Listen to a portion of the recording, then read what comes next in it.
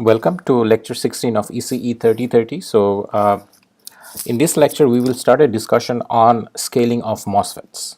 So, essentially, what we'll try to see is how the MOSFET characteristics change as you make the devices smaller, or how the MOSFET characteristics changes as you make the channel length of the device smaller, and those effects are called short channel effects. Now, in one of the previous lectures, we have seen how the current voltage characteristic looks like. We have derived the ID as a function of Vg and Vd for a MOSFET. Now, that derivation was for a long channel MOSFET. Now, in this lecture, in the next couple of lectures, we will see how in a short channel transistor those characteristics change. At least we will have an idea of the qualitative changes of the current voltage characteristics as you deal with a short channel transistor, and these effects are called short channel effects. So, the topics that we will be covering today in this lecture is covered in this section of this textbook by Chen-Ming Hu, and this chapter is available online at this website. So again, the discussion that we will be having is very simple. In this section, the effects are described in much details, but we will not go into that much of detail. But for your own reading, you should go over this section. All right. So let's start the discussion with MOSFET scaling. Now, as we have said in previous classes, that we have been consistently scaling down the channel lengths in MOSFETs. Now, starting in mid 70s, we had a 3 micron channel length transistor, and going forward, we are looking at sub 10 nanometer channel lengths. So, if you compare these two, for example, if you think about a MOSFET that was made in 1975 and say that transistor size was that of the classroom, then if you take today's transistor, that transistor size will be that of a lunchbox. So essentially, over last 4 decades, we have reduced the channel length or the feature size by orders of magnitude. So that's actually a wonderful feat of engineering that the industry has done over the last couple of decades. So in this slide, what we are showing is how the minimum feature size has changed over the years. So in this table, what we have is the year, and in the second row we have the technology node. Now, what the technology node means is the one of the smallest features in a semiconductor manufacturing process. Now, for example, 2014 the node was 14 nanometers and the channel length was around 20 nanometers. So in other words, node means one of the minimum smallest feature size in the manufacturing process, and gate length or the channel length of a transistor is the minimum gate length or the minimum channel length of a transistor is something around that node, a number around that node. All right, so in 1992 the node was 500 nanometers, and as we are going forward, 2014 that was 14 nanometer, 2017 is 10 nanometers, and in the decade of 2020 we are looking forward to a channel length of the order of 5 nanometers or less. A new technology node is published every 2 years, and one of the important features is that each node, the minimum feature size is of the like around 70% of the feature size of the previous node. So basically means that every 2 years or so, actually in 18 months, the density of transistors doubles. And what it gives is that in the same area of a chip, you have double the number of transistors. As a result, you get a higher amount of functionality at a lower cost. One of the fun facts is that every year the number of transistors that are fabricated is actually every day the number of transistors that are fabricated is actually larger than the number of letters that are printed by all the newspapers, printed in the newspapers, books and everything, and at the same time the cost that it requires to fabricate a transistor is actually less than the cost for printing each of those letters. So this is what this is actually a testament to the amazing job the industry has done. And to give you a ballpark understanding of what 10 nanometer means, so here what is plotted in this scale is the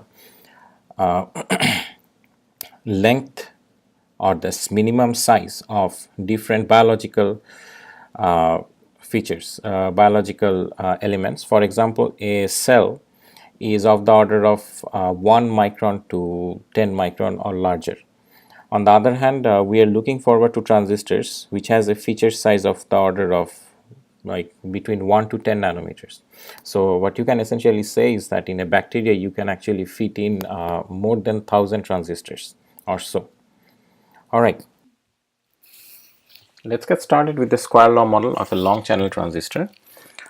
This set of equation we derived in one of the earlier lectures, and what it says is that the drain current is 0 when the gate voltage is smaller than the threshold voltage irrespective of the drain voltage. Now when in the linear region, when our Vd is smaller than Vg minus Vt, current is proportional to Vg minus Vt. To be precise, current is a linear function of Vg minus Vt, and in the saturation region, when the drain voltage is larger than Vg minus Vt, the current is proportional to the square of Vg minus Vt, and the current in saturation we call the saturation current. You can write it as like this as well. All right, so here we plotted the calculated ID-VD curve for different values of VGs for a long channel MOSFET with a threshold voltage of 1 volt. So this what we have here is the gate voltages of 1 volt, 2 volt, 3 volt and 4 volts, and threshold voltage is 1. So these are the values of Vg minus Vt for these values of Vg. All right, so again just a quick recap. The main feature is that right now, say this much is X, then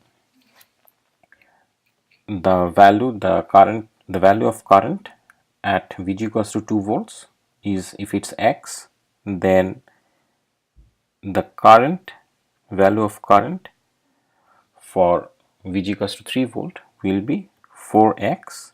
This is simply because the saturation current is proportional to Vg minus Vt. So in this case Vg minus Vt is 2 volts.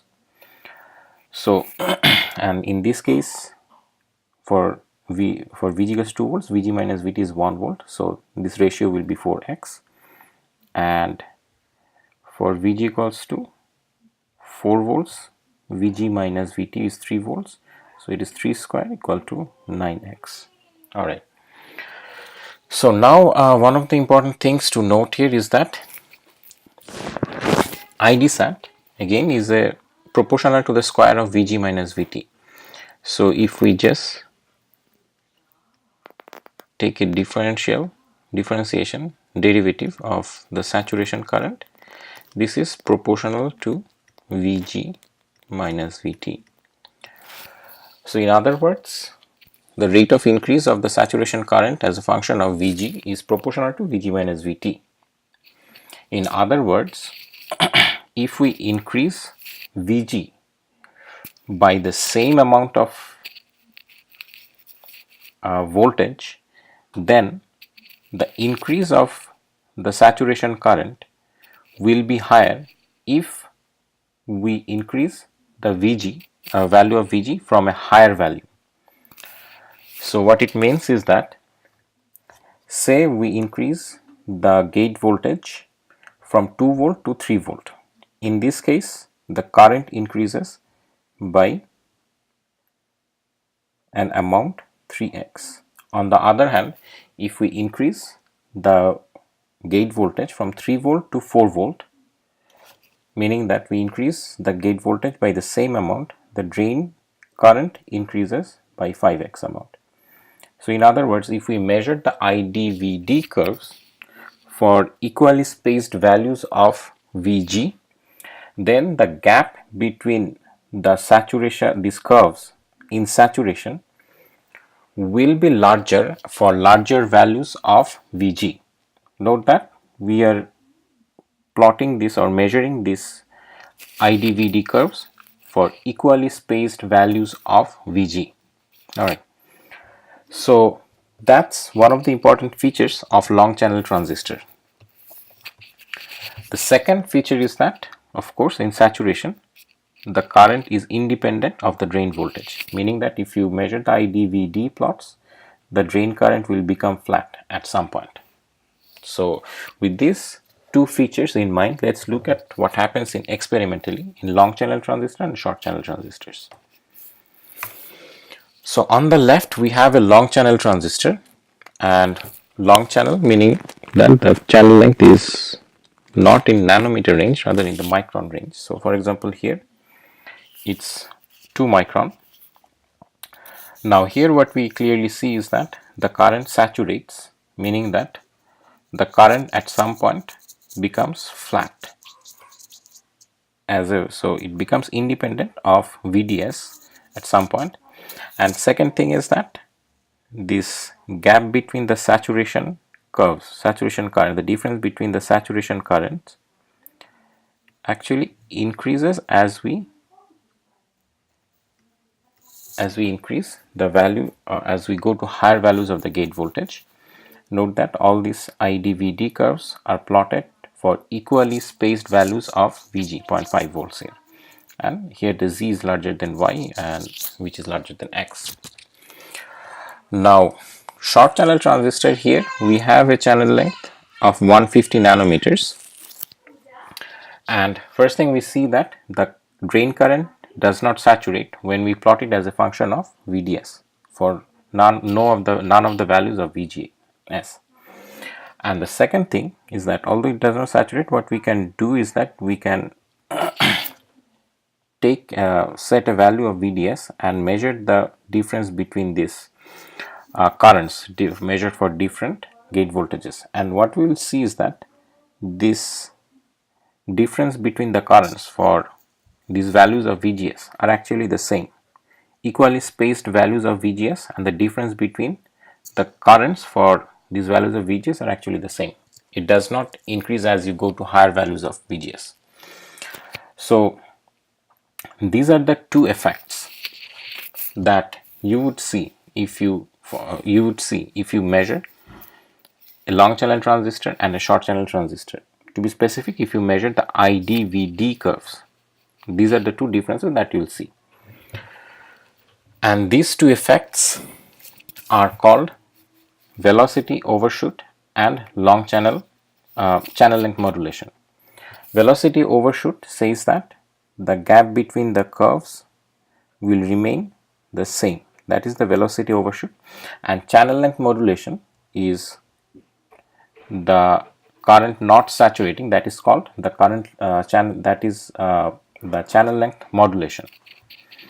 Now velocity saturation usually happens at when you go below 200 nanometers of channel length, and short channel effects can happen even in micron range transistor, depends on the transistor design, and these two effects can be independent. Here for the short channel leaf transistor, both of these effects are happening at the same time. Alright, so velocity saturation. So velocity saturation happens because the velocity of the carriers may get limited by the thermal velocity. What does it mean? It essentially means that when we studied transistors, we made use of this equation that V equals mu E, the velocity of electrons or holes, is proportional to the electric field. But what is the regime in which this equation is valid? And to understand that, let's look at a sample case where you have a drain voltage of 1 volt applied across a transistor of a channel length of 100 nanometers.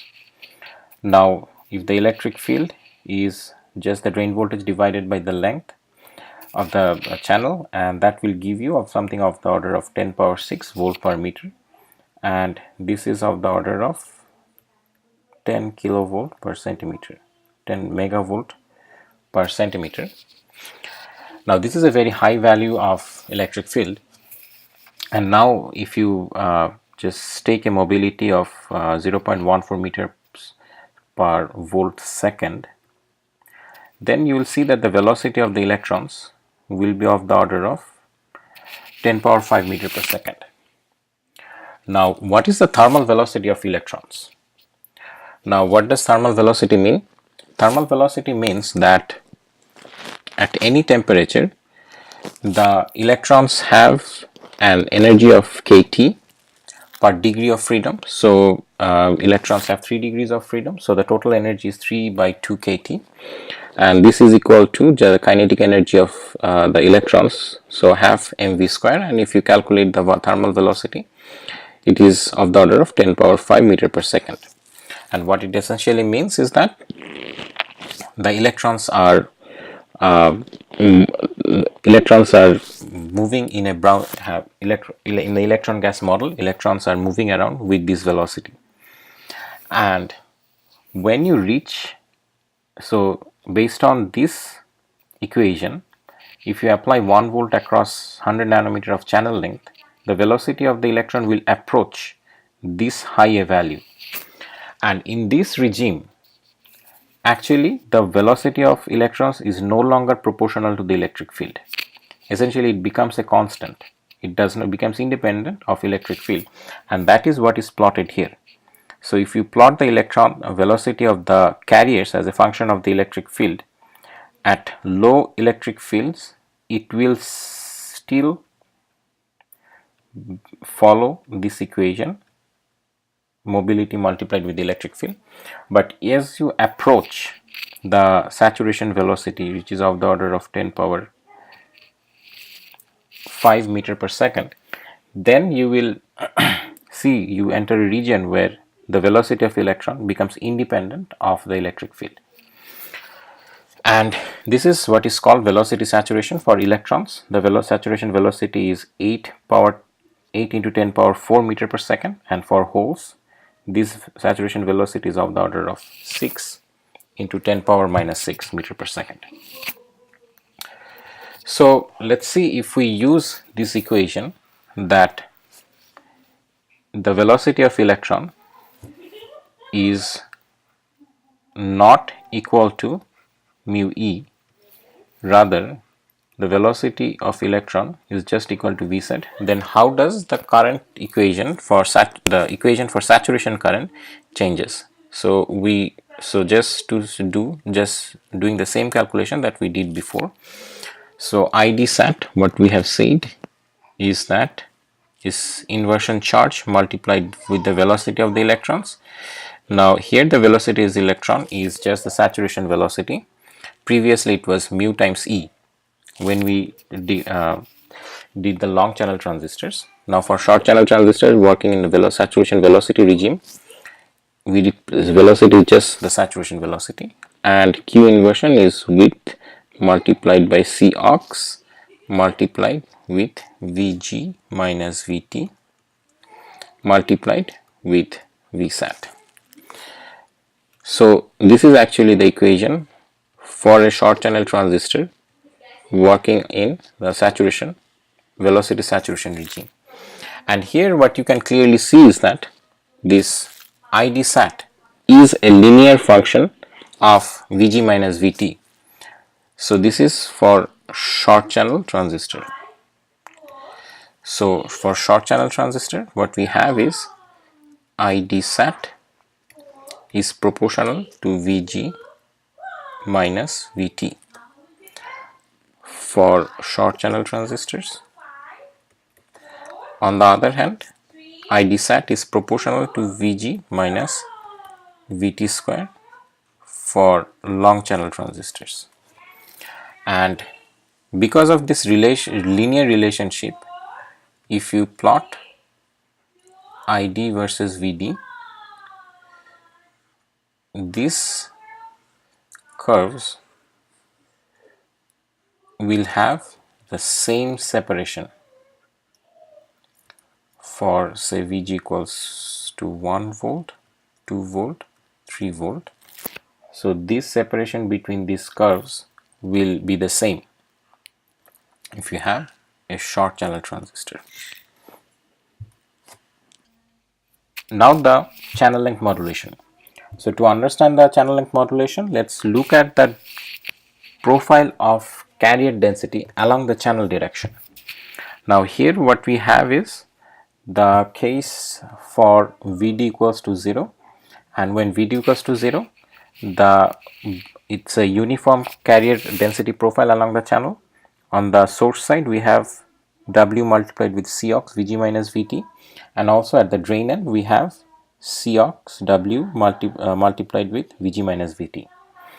Now as we increase the drain voltage, the charge density or the carrier density at the drain end decreases, and because it is equal to Vg minus Vt minus Vd, so it has the same amount of carrier density at the source end, but at the drain end the carrier density has reduced. And if we keep on increasing the Vd, it will keep on